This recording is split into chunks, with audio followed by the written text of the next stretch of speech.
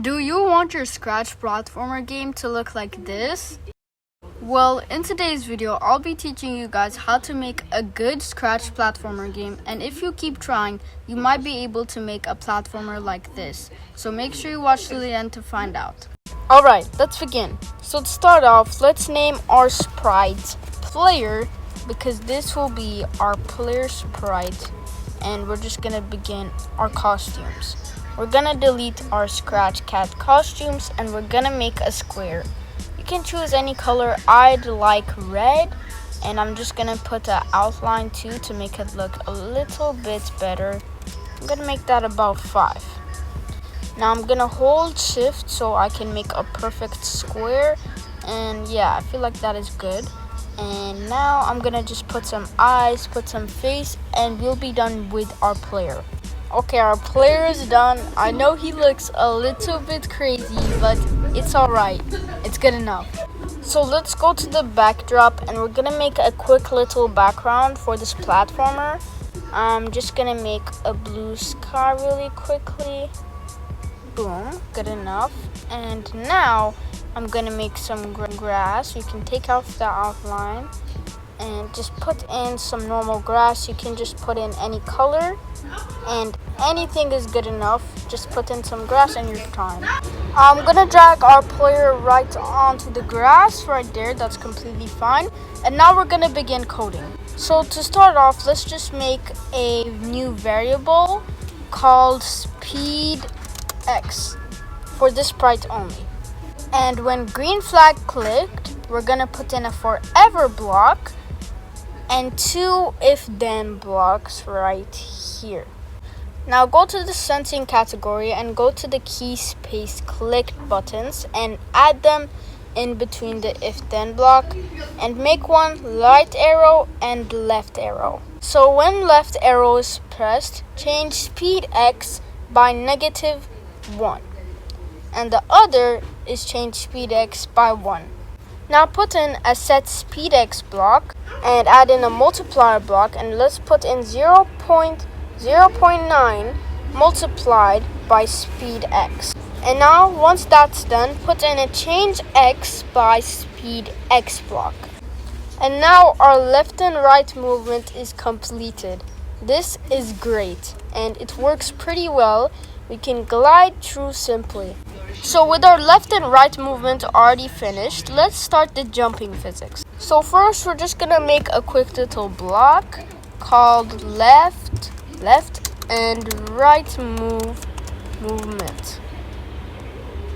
And do not click run without screen refresh. We're just gonna put all the coding on there and just put the block onto the forever block. And everything still works the same. But now let's start with the jumping physics. So to start off, let's put in a if then block. If up arrow key is pressed, and make a quick variable called speed Y and set speed Y to 10 if up arrow key is pressed. And we're also gonna change speed Y by -1 forever. And now simply put in a change Y by speed Y block. Let's test it out. So we are sadly going to the floor, but jumping does work. We are jumping, but we are going to the floor. So how do we make it so that we collide with the floor instead of just going through it? Well, that's what we're about to start. So we're going to put in another if then block, and we're going to put in a if touching color block, and we're going to use the color drop tool to pick the ground. Then change Y by a multiplier block, -1 multiplied by speed Y, and then set speed Y to 0 after. Perfect, we are actually colliding with the ground. Now, I have to give you guys a fair warning. When you code, you have to make sure it's in this order, or else it won't work. But let's put these 3 into blocks. So let's separate them. All of these will have one block for themselves. So let's start making them. But we have one problem. If we hold down the up arrow key, we'll just keep going upwards and nothing is stopping us.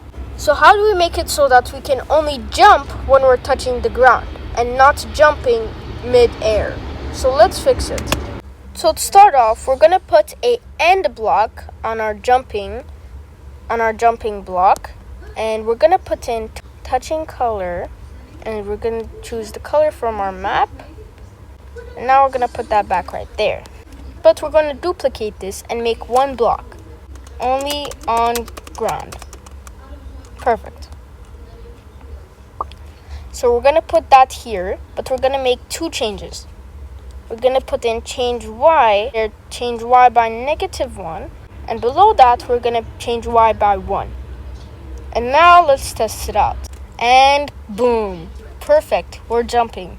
Now our jumping is low, but at least we don't jump on air. So how do we make it so that we can jump any higher? Well, let's fix that. Well, this is completely customizable. You can just go here and set that to 15. I feel like 15 is best for me, but you can make it anything. But now when we try jumping, it's perfect. Also, we collide from bottom and from up here too. So that's perfect. We have that done. But one more thing. We have a problem.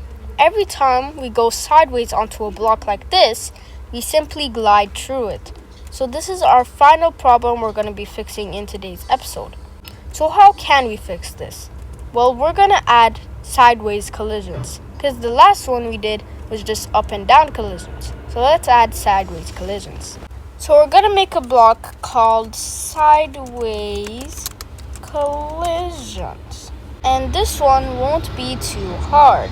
We're going to put in a if-then block, and inside that we're going to put in an if-then block. So if touching color, and we're going to use the color drop, and key up arrows pressed, then set speed X to 10 and speed Y to 10 as well. So if then, I put in a greater block. So let's make this number about 0, and let's put speed X. Set speed X to -10. Else, set speed X to 10. But we're gonna take one of our codes from up here, up and down collisions, and just duplicate that and bring it all the way up to our else block. This is definitely one of the biggest blocks we have. Instead of changing y by negative speed y, we're gonna make it speed X. And instead of changing y by, we're gonna change X by. And boom. Now let's actually test this out. And boom, perfect. We stop at the wall. Now we basically have every movement and collisions done.